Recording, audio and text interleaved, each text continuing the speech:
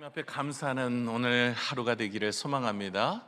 아니, 우리의 인생의 평생에 주께서 우리에게 명하신 명령대로, 주의 뜻대로 우리는 범사에 감사하는 성도가 되셔야 할 줄로 믿습니다. 이런 이야기를 들었는데 참 공감이 되는데요. 이런 얘기 하시더라고요. 행복을 느끼는 입맛이 있대요. 행복을 느끼는 입맛, 그것이 무엇이냐? 감사랍니다. 감사가 행복을 느끼는 입맛이래요. 저는 그 이야기를 듣고 공감이 되더라고요. 여러분, 우리의 입맛이 있으니까 식사 때 차려준 음식이 맛이 있지요. 만약에 입맛이 없으면 아무리 진수성찬이 있어도 맛이 있겠습니까? 없죠. 입맛이 있으니까 그것이 맛있는 거예요. 그리고 사실 입맛이 땡기면요, 여러분, 뭘 해도 맛이 있어요. 그냥 잘 차려진 밥이 아니라 물에 김치만 있어도 그렇게 맛있는 거예요. 제가 어렸을 때 참 어린 나이 때 입맛이 돌 때가 있었어요. 그때 기억에 저는 저희 부모님이 가난하게 이제 저희가 자랐기 때문에 이게 상추에다가 밥을 넣고 그때 쌈장을 맛있게 해가지고 그냥 밥에 상추만 싸가지고 된장 발라서 먹었던 기억이 나요. 근데 너무 맛있는 거예요. 그래서 지금도 생각이 나서 가면, 식당에 가면, 이게 고깃집에 가요. 무한리필집이에요. 근데도 상추에다 밥을 넣고 쌈장만 해서 먹어요. 제 아내가 이야기해요. 아니, 여기 와서 고기를 먹어야지. 그것도 무한리필집인데 아니, 밥을 먹으면 되겠냐고, 그걸로 배를 채우면 되겠냐고 라고 얘기합니다. 제가 예전에 입맛이 돌 때 있었던 그 기억이 있어가지고 그렇습니다. 아무리 입맛이 좋으면요, 입맛이 좋으면 아무리 작은 음식이라 할지라도 맛있고요, 입맛이 없으면 진수성찬 탕수육도 맛이 없어요. 그래서 우리가 입맛이 되게 중요하다 이런 생각을 하는데, 먹는 데 있어서 이 행복도 마찬가지래요. 행복을 느끼는 것은 가장 중요한 것은 입맛이 필요한데 그것이 감사라는 거예요. 감사가 있을 때 행복을 느낄 수 있다는 거예요. 그러니까 아무리 많은 것을 가지고 아무리 많은 것을 누리고 아무리 많은 것을 얻어도요, 그 마음에 감사가 없으면 행복이 없는 거예요. 세상은 우리가 성공을 하고 많은 재산을 얻고 편안하고 안전하면 행복할 것이다 라고 생각을 하는데, 그 속에서도 완전한 행복은 없는 거예요. 아무리 많이 가져도 감사가 없으면 행복하지 않더라는 거죠. 저는 그래서 이 행복을 느끼는 입맛이 감사다, 이 이야기가 공감이 됩니다. 오늘 돌아가는 여러분의 입맛이 감사로 회복되어서 행복한 인생을 사시기를 부탁을 드립니다. 제가 얼마 전에 충격적인 소식을 들었어요. 강남에 살인사건이 일어났는데, 그 살인사건이 일어나는데 어머니를 죽인 사람이 누구냐면 첫째 아들과 둘째 아들이었어요. 첫째 아들과 둘째 아들이 공모를 해서 어머니를 죽여버린 거예요. 너무 충격적인 겁니다. 남도 아니고요, 자녀가 부모를 죽인 거예요. 그런데 그 이야기 속에 이유가 무엇인지를 듣고 더 충격에 빠졌어요. 그게 무슨 충격이었냐면, 이 어머니가 부자였던 거예요. 그래서 큰아들에게도 100억, 둘째 아들에게도 100억, 셋째 아들이 있었는데 더 많은 재산을 준 거예요. 그래서 첫째 아들, 둘째 아들이 화가 난 거예요. 왜 막내에게만 더 많은 재산을 주냐고. 그래서 공모를 해서 어머니를 죽여버린 거예요. 충격이지 않습니까? 여러분, 놀라지 않는데 100원이 아니라 100억. 100억이면 탕수육이 먹그릇이에요. 이런 걸 받으면, 이 100억 줄 수 있는 부모 밑에 있다면 그것도 받은 게 그렇게 축복인데도 불구하고요, 여러분, 그것을 행복이라고 느끼지 못하고 감사함으로 느끼지 못하니까 불평이 나와서 왜 나에게 100억밖에 안 주냐고, 저 셋째 아들에겐 더 많이 주었지 않냐고, 그러면서 공모를 해서 첫째 아들, 둘째 아들이 엄마를 죽이는 안타까운 일들이 일어납니다. 여러분, 마찬가지예요. 우리도 하나님 앞에 많은 것을 받았음에도 불구하고 감사하지 않는다면 불효자가 됩니다. 여러분, 하나님 앞에 우리가 불효자가 아니라 하나님 앞에서 우리가 아름다운 믿음의 모습으로 감사하는 저와 여러분이 되셨으면 참 좋겠습니다. 여러분, 감사가 가장 아름답게 빛날 때가 언제냐면 제사를 드릴 때요. 감사로 제사를 드리는 자가 하나님 앞에 기쁨이 된대요. 하나님은요, 뭐 다 있으시잖아요. 없는 게 없습니다. 하나님 세상을 창조하시고 또 하나님 우리에게 많은 것을 주시고 은혜를 주셨습니다. 하나님 앞에 기쁨이 되어지는 것은요, 우리가 뭐를 드릴 때 기쁨이 되어지냐면 예배를 드릴 때 기쁨이 되어져요. 그래서 저와 여러분이 시간과 정성과 마음을 들이며 오늘도 이 자리에 나오셨는데요, 여러분 이 자리에서 하나님 앞에 감사함으로 제사를 드리는, 감사함으로 예배를 드리는 믿음의 성도들을 하나님이 기뻐하십니다. 그래서 오늘도 하나님 앞에 기쁨이 되어지는 여러분이 되시기를 부탁을 드립니다. 오늘 우리가 살펴볼 사람들은요, 세 부류의 사람들이에요. 감사에 대해서. 한 사람은 은혜를 받고도 감사하지 않는 사람, 또 한 사람은 은혜를 받았음에 감사하는 사람, 또 한 사람은 그리 아니하실지라도 감사하는 사람입니다. 먼저 첫 번째, 은혜를 받고도 감사하지 않는 사람을 살펴볼 텐데요, 여러분, 감사는요 모든 피조물들이 해야 된 당연한 일입니다. 하나님이 세상을 만드셨고요, 저와 여러분을 부르셔서 오늘도 구원의 은혜를 주셨습니다. 여러분, 우리를 살게 하신 분도 하나님이시고 영생을 주신 분도 하나님이십니다. 그러면 우리가 당연히 해야 될 건 뭘까요? 감사해요.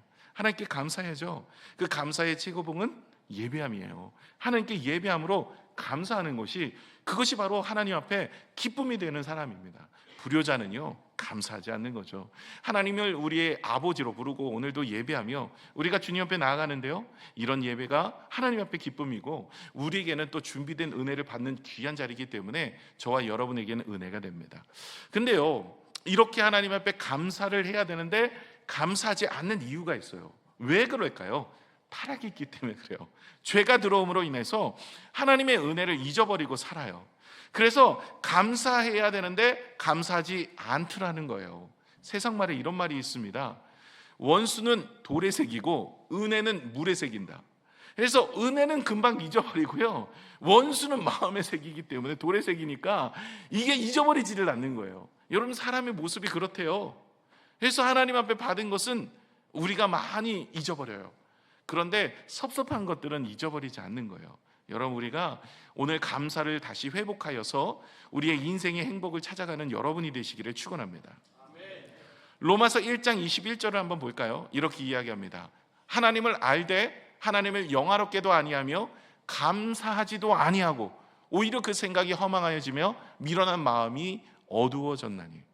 여러분, 죄가 들어옴으로 인해서 하나님을 알아보지도 못하고 감사하지도 못하는 인생이 되어버린 것이 바로 죄가 들어옴으로 인해서 하나님과의 깨진 관계입니다. 디모데 후서 3장 1, 2절에 보시면 말세 때 이런 모습이 되어진대요. 너는 이것을 알라. 말세에 고통하는 때가 이르러. 지금 이 시대를 말하고 있는 거예요. 사람들이 자기를 사랑하며 돈을 사랑하며 자랑하며 교만하며 비방하며 부모를 거욕하며 감사하지 아니하며 거룩하지 아니하며.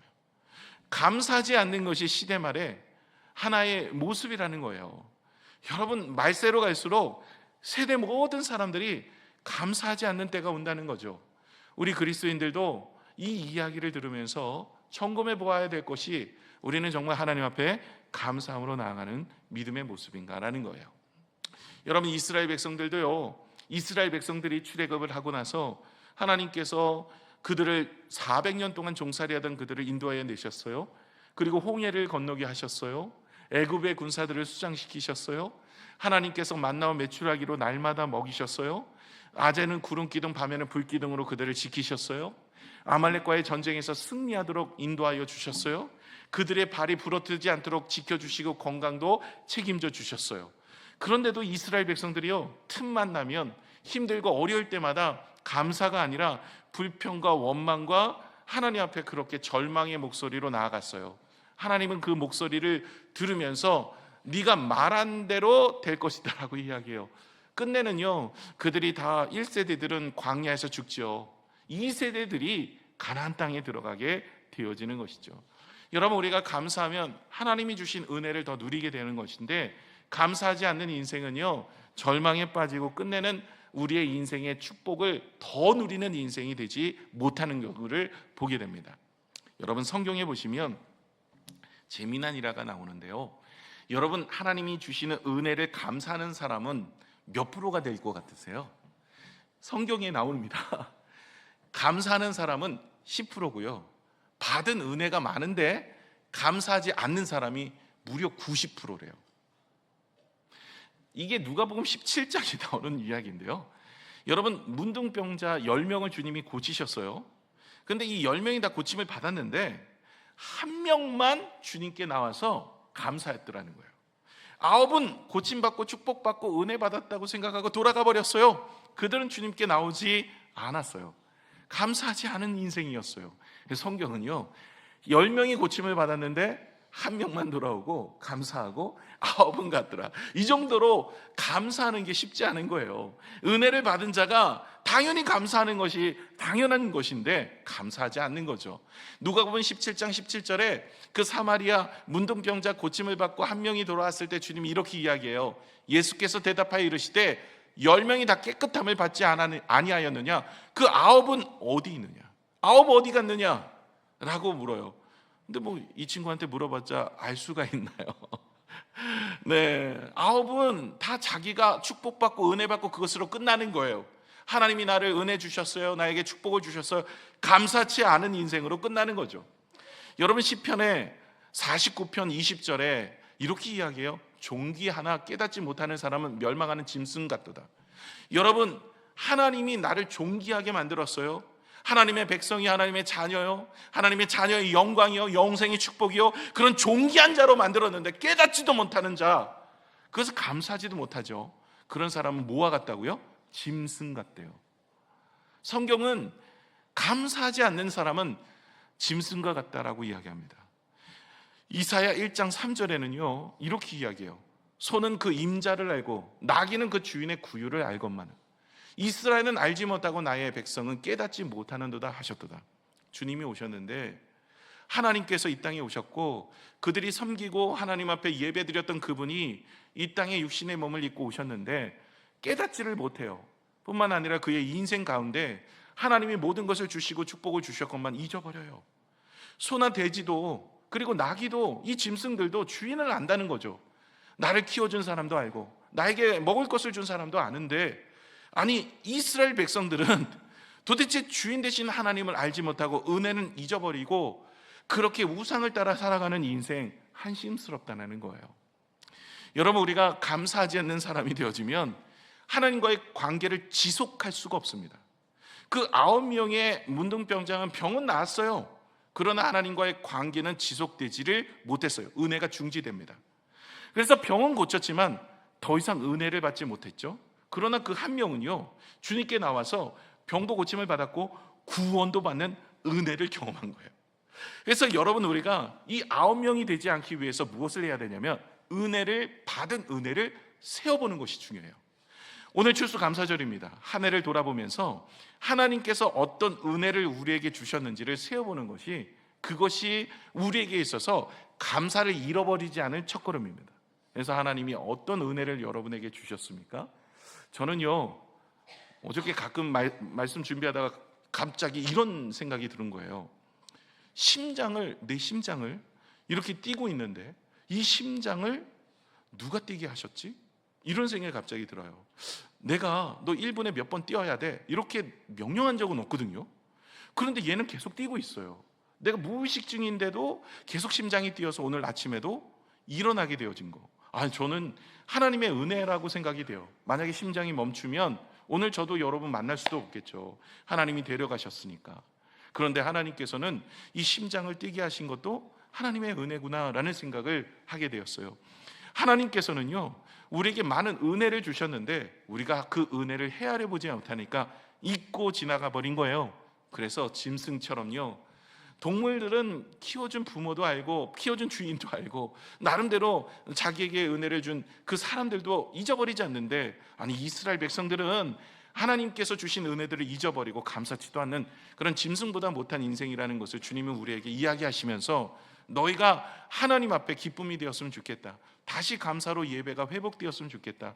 받은 은혜가 나에게 영생을 주시고 은혜도 주시고 건강을 주셔서 오늘도 우리가 직장을 다니고, 우리가 건강을 주셔서 나에게 지혜를 주시고 힘을 주셔서 사업도 하고 뭐 이렇게 살아가는 것 아니겠어요? 이것들을 하나님이 주신 것이라고 고백하면서도 우리가 감사하지도 않는 인생이 된다면 오늘 우리가 다시 한번 회개하고 감사로 찾아가는 믿음의 모습이 되어지기를 소망합니다. 여러분, 때로는 하나님께서요, 감사를 잃어버린 사람들에게 혹은 감사를, 더 큰 감사를 깨닫게 하기 위해서 무엇을 통해서 우리를 훈련시키냐면 고난을 통해서 훈련시킬 때가 있습니다.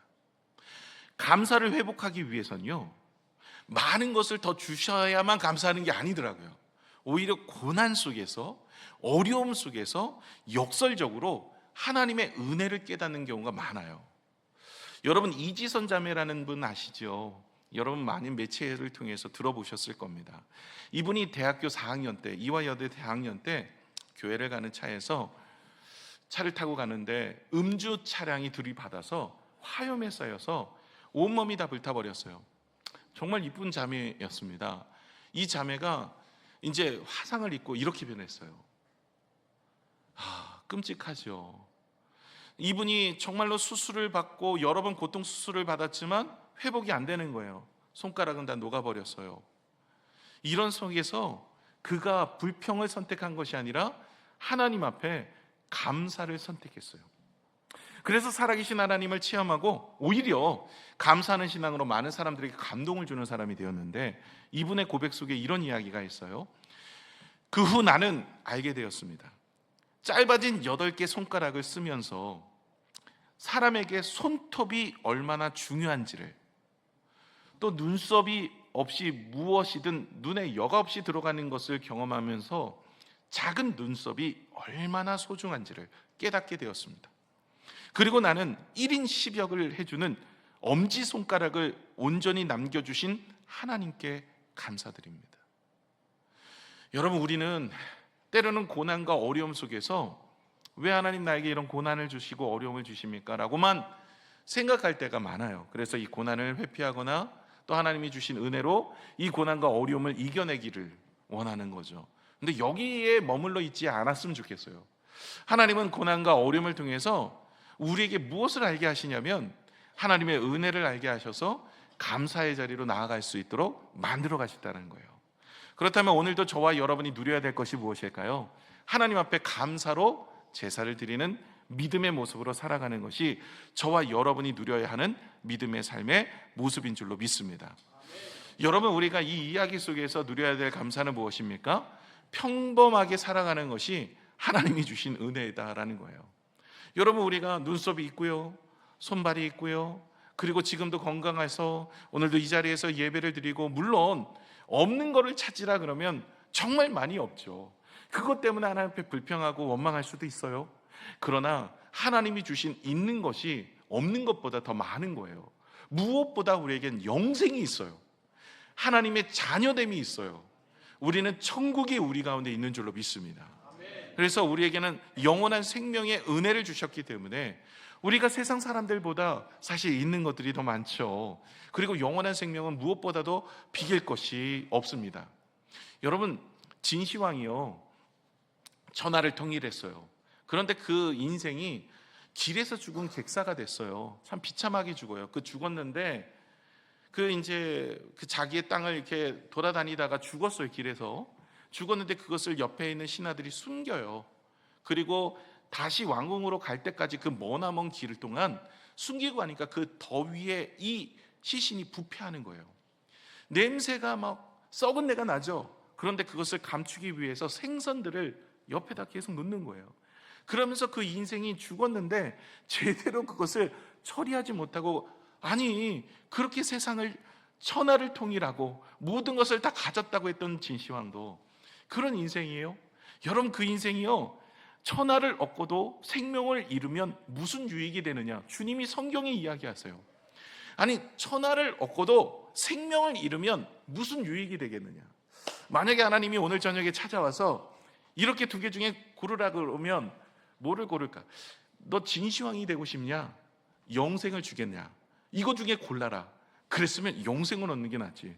진시황으로 살다가 이 땅에서 많은 것을 얻고 많은 것을 누리고 많은 것을 가졌다고 한들, 아니 짧은 여생, 그렇잖아요. 그의 인생 그렇게 가면 영원한 불못에 들어갈 텐데, 여러분 이 땅에서요 하나님께서 많은 축복을 주셔서 우리의 건강과 사업과 직장과 인생에 은혜를 주신다 하여도 여러분, 영원한 생명을 주신 그 은혜와 바꿀 수 있겠습니까? 아니, 영원한 생명이 우리 가운데 있기에 우리는 나의 유익됨을 바울이 고백한 것처럼 배설물처럼 여길 수 있는 모습도 있는 거예요. 스데반처럼 돌에 맞아 죽으면서도 하나님을 바라보는 그 믿음을 포기하지 않을 수가 있어요. 왜 그렇게 할 수가 있어요? 하나님이 나에게 주신 그 은혜, 그것은 영생의 축복, 그것이 우리에게 있기 때문에 이 짧은 80평생 동안 살아가는 게 영원히 살아가는 우리의 인생의 여정 속에선 점도 안 된다는 거예요. 저와 여러분이 천국에서 은혜를 누린 그 축복을 예수 그리스도가 우리에게 허락하여 주신 줄로 믿습니다. 얼굴을 좀 피세요.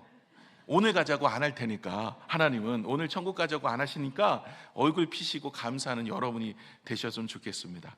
디모데전서 6장 7, 8절을 보시면 이렇습니다. 우리가 세상에 아무것도 가지고 온 것이 없음에 또한 아무것도 가지고 가지 못하리니 우리가 먹을 것과 입을 것이 있은즉 족한 줄로 알 것이니라. 우리가 이 땅에 올 때 아무것도 가지고 온 것이 없습니다. 우리의 본전은 무일푼입니다. 그런데 이 땅에 살면서 하나님께서 먹을 것을 주시고 입을 것을 주시고 탈 것도 주시고 여러 가지 많이 주셨어요. 그래서 하나님이 주신 것이 더 많아요, 사실은. 그런데 우리는 없어진 것에 대한 것에 대해서, 있다가 없어진 것에 대해서 우리는 손해보았다고 생각하고 그것에 대해서 불편한 마음을 가지고 있어요. 그런데 하나님께서는 지금 있는 것으로 족한 줄, 감사한 줄 알고 하나님께 영광을 돌리는 거예요. 여러분, 오병이어의 기적을 보시면 이 제자들이 먹을 것을 가져오라고 얘기했을 때 어린 나이 도시락 하나 가져오죠. 그것이 보리떡 5개, 물고기 2마리예요. 이거 가지고 이 사람들을 먹일 수 있겠습니까? 라고 이야기하죠. 이거는요, 어른도 먹기가 작은 도시락입니다. 어린아이 도시락이에요. 그런데 주님께서 있는 것을 족한 줄 알고 감사하며 축사하고 떼어 주었더니 여기 있는 모든 사람들이 먹고 남은 바 되었어요. 여러분, 감사의 축복은 이와 같이 하나님께서 더하여 주시는 은혜를 경험하게 되는 줄로 믿습니다. 여러분, 이 9은 하나님 앞에 받은 은혜가 많았어도 감사하지 않았어요. 여러분, 감사의 최고복은 예배입니다. 그래서 감사로 제사를 드리는 믿음의 모습이 우리 가운데 있어야 돼요. 주일날도 예배를 드리시고요, 평일날도요, 여러분이 시간 되시면 예배도 드리시고, 있는 자리에서도 여러분이 혼자서 혹은 가족들이 함께 모여서 예배하신다면 하나님이 얼마나 기뻐하시겠습니까? 두 번째 사람은요, 은혜를 받고 감사하는 사람이에요. 여러분, 은혜를 받고 감사하는 사람, 이거 당연한 거 아닌가요? 여러분, 아까도 90%는 은혜를 받고도 감사하지 않아요. 은혜 받은 걸 감사하는 것도 이거 귀한 거예요. 이거 10% 안에 들어가는 겁니다. 여러분, 누가복음 17장의 사마리아 문둥병자 고침을 받았어요. 그리고 그 고침받았던 문둥병자는 주께 나와서 감사했어요. 다른 9명은 유대인들이었어요. 받은 은혜가 많았던 사람이었고, 이 한 명 돌아온 문둥병자는 사마리아 사람이에요. 그들이 개, 돼지 취급하는, 이방인처럼 취급하는 사람이었습니다. 그런데 그가 회복이 되어지고 주님 앞에 나와서 뭐를 해요? 그 은혜에 감사함을 하나님 앞에 표했더니 고침을 받은 은혜뿐만 아니라 무엇을 또 받았어요? 구원의 은혜를 받았어요. 이게 은혜 위에 은혜라는 단어의 의미입니다. 여러분, 우리가 은혜를 받았어요. 그리고 주님 앞에 나왔어요. 하나님께 감사하면 하나님께서 구원의 은혜뿐만 아니라 우리의 삶에 은혜 위에 은혜를 부어주는 인생이 되는 거예요. 스펄전 목사님이 이런 이야기를 해요. 불행 중 감사하면 불행이 끝난다. 형통 중 감사하면 형통이 연장된다. 여러분, 불행할 때 감사를 선택하는 게 쉽지 않습니다. 불행하고 어려울 때, 힘들 때, 병들 때, 나약할 때, 마음대로 되지 않을 때 감사하면 불행이 끝난대요. 그리고 형통할 때 감사하면 현통이 연장이 되어진다. 여러분, 은혜가 있어서 감사하는 사람, 근데 여러분, 범사에 감사하는 게 제일 중요합니다. 있을 때도 감사하고 없을 때도 감사하고 어떤 범사의 일에 감사하는. 근데 여러분, 범사에 감사하려면요, 명령이니까 내가 감사해야지, 이게 아니에요. 여러분, 이러면 힘들어요. 범사에 감사할 수 있는 믿음은 어디서 나오느냐? 하나님의 섭리를 인정할 때 감사해요. 내가 어려울 때도 분명히 하나님이 뜻하심이 있겠지. 하나님의 일하심이 있는 거야 라는 하나님을 믿고 신뢰하는 그 섭리를 바라볼 때 감사할 수 있는 거예요. 왜 내 인생은 이렇지? 왜 내 상황은 이런 거야? 내가 열심히 믿음 생활도 하고 신앙생활도 하고 기도도 열심히 하고 하나님께 나왔는데 왜 내 인생은 이래? 이러면서 나아가면 절대 감사할 수 없어요. 여러분, 다윗이, 우리가 시편을 통해서 같이 기도에 대해서 나누고 있는데, 다윗의 시편을 보시면 여러분 어떻습니까? 항상 감사했어요. 그가 어려울 때도 감사하고 힘들 때도 감사하고 주 앞에 감사하는 인생이 바로 다윗의 인생이었어요. 그래서 다윗의 인생은 늘 감사하는 인생이었어요. 그 감사할 수 있었던 이유가 뭘까요? 그의 모습 속에는 하나님의 섭리를 인정하는 믿음이 있었어요. 분명히 하나님은 뜻하심이 있다라는 거예요. 지금의 어려움에 이유가 있다라는 거예요. 지금의 힘듦에 이유가 있다라는 거예요. 이것을 통해서 하나님께서 우리를 쓰시고 사용하신다는 믿음이 있기 때문에 어떤 환경과 상황 속에서도 하나님의 섭리를 인정하는 인생은요, 감사할 수 있어요. 저와 여러분의 인생이 주님 앞에 한 해를 돌아보면서 감사할 수 있는 인생이 되시기를 축원합니다. 마지막으로 세 번째는요, 은혜를 받지 못해도 감사하는 사람이에요. 처음에는 은혜를 받았음에도 감사하지 않는 사람이 있고요, 두 번째는 은혜를 받고서 감사하는 사람이 있고요, 세 번째는 은혜를 받지 못해도 감사하는 사람이 있어요. 여러분, 은혜를 받지 못해도 감사하는 인생이 되어야 되는데, 인생을 살다 보면 고난과 역경과 어려움을 만나게 됩니다. 내 뜻대로 되지 않는 일들이 있고요, 그리고 원망과 낙심하게 되어지는데, 이때 우리는 무엇을 선택해야 되냐면 감사를 선택해야 돼요. 이건 하나님의 섭리 중에 하나다라는 생각을 가지고 분명히 그 마음을 가져야 됩니다. 그런데 때로는 우리가 하나님의 섭리대로 살아갈 때 하나님께서 나중에 내 인생에 축복을 주시겠지, 그렇지 않을 수도 있어요. 스데반 집사님 같은 경우도 그렇습니다. 하나님께서 그의 인생에 은혜를 주셔서 구원의 자리에 오르고 7 집사 중에 한 사람이었고, 나가서 복음을 전하다가 돌에 맞아 순교를 당합니다. 아니, 이 귀한 청년을, 이 귀한 믿음의 사람을 아니 왜 이렇게 죽이는가? 아니, 이 사람을 더 살려놨다가 나중에 주변에 있는 나라, 주변에 있는 백성들을 구원하는 데 쓰시면 얼마나 좋을까? 그런데 여러분, 이 스데반 집사님의 돌에 맞아 죽은 사건은요, 그 사람 한 사람에게는 어떻게 보면 이 땅의 삶의 짧은 여생이지만 천국에서 분명히 갚아주실 뿐만 아니라 그 옆에 바울이 있었거든요. 스데반 집사님을 돌로 쳐 죽일 때 함께 공모자가 있는데 누구냐? 그게 바울이었어요. 그가 다메섹 도상에서 주님을 만나고 나서 변화된 인생에서 늘 생각나는 사람이 누구일까요? 스데반 집사님이 돌에 맞아 죽으면서도 사람을 저주하지 않고 하늘을 향해 바라보며 하나님을 찬양하며 찬미했던 그 모습은 그가 잊을 수 없는 장면일 거예요. 아마 그 바울뿐만 아니라 주변에 있는 그 모습을 보면서 많은 사람들이, 그리고 그 당시에 초대교회 성도들은 힘을 얻고 더 나아가서 하나님을 찬미하는 모습이 되어져요. 그래서 그것도 섭리예요. 그러니까 우리의 인생이 잘 되는 것만 섭리가 아니라 때로는 하나님께서 이렇게도 쓰시고 저렇게도 쓰시고 이런 모양으로 저런 모양으로 쓰실 때가 있어요. 이것도 하나님의 섭리입니다. 그러나 이 섭리를 바라보는 인생은요, 반드시 하나님께서 천국에서 우리를 갚아주신다는 믿음이 있는 사람들은 이 섭리 속에 있습니다. 오늘 본문은요, 이 바벨론 포로로 끌려간 사람들의 이야기입니다. 여러분, 이 다니엘서는요, 남쪽 유다가 멸망을 당합니다. 느부갓네살 왕에게, 바벨론에 멸망을 당하고 포로로 다 끌려가요. 다니엘과 세 친구도 함께 끌려갑니다. 그런데 이 당시에 느부갓네살 왕은 많은 제국을 거느리고 있었어요. 통치함에 있어서 어떻게 하면 절대 군주로 내가 이 모든 나라들을 다 통합할 수 있을까라고 생각하다가 이 두랍 형제에다 금신상을 세웁니다. 그리고 모든 이 신에게 경배를 함으로 인하여서 자기의 절대 군주로 군림하게 되어지는 것을 그렇게 명하게 되어집니다. 절을 하지 않으면 풀무불에 집어넣겠다, 이런 상황이에요. 이런 상황 속에서 세 친구들이, 이 다니엘의 세 친구 사드락과 메삭과 아베느고가 절을 하지 않습니다. 그럴 때 14절에 왕이, 이 느부갓네살 왕이, 당시에 대단한 왕이에요. 그 느부갓네살 왕이 이 세 친구들을 부릅니다. 그리고 신문을 해요. 그리고 15절에 한 번의 기회를 줍니다. 네가 실수할 수 있으니 내 앞에서 지금 이 금신상에 절을 하면 용서해 주겠다. 그런데 16절에 이 세 친구들이 1년 지하에 거절을 합니다. 그리고 17절 18절에 이들이 고백을 하게 되는데, 신앙 고백, 내가 살아계신 하나님께서 나를 붙잡아 주시는데 그리 아니하실지라도 내가 당신을 경배하거나 숭배하지 않겠고 신에게도 절을 하지 않겠습니다.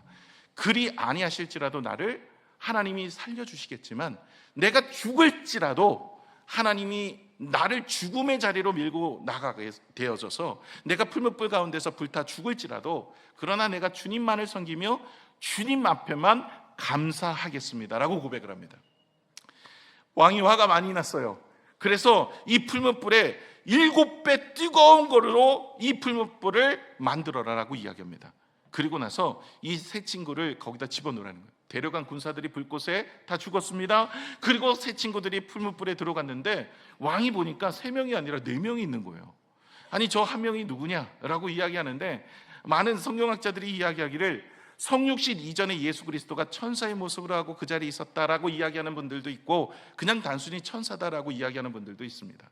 그러나 하나님께서 그들과 함께 하셨고 그들의 인생을 지켜주신 것은 분명했습니다. 왕이 깜짝 놀랐어요. 그리고 나서 그를 다시 불렀습니다. 불 가운데 그들이 나오는데 몸도 타지 않고 탄 냄새도 나지 않습니다. 머리털 하나도 타지 않았어요.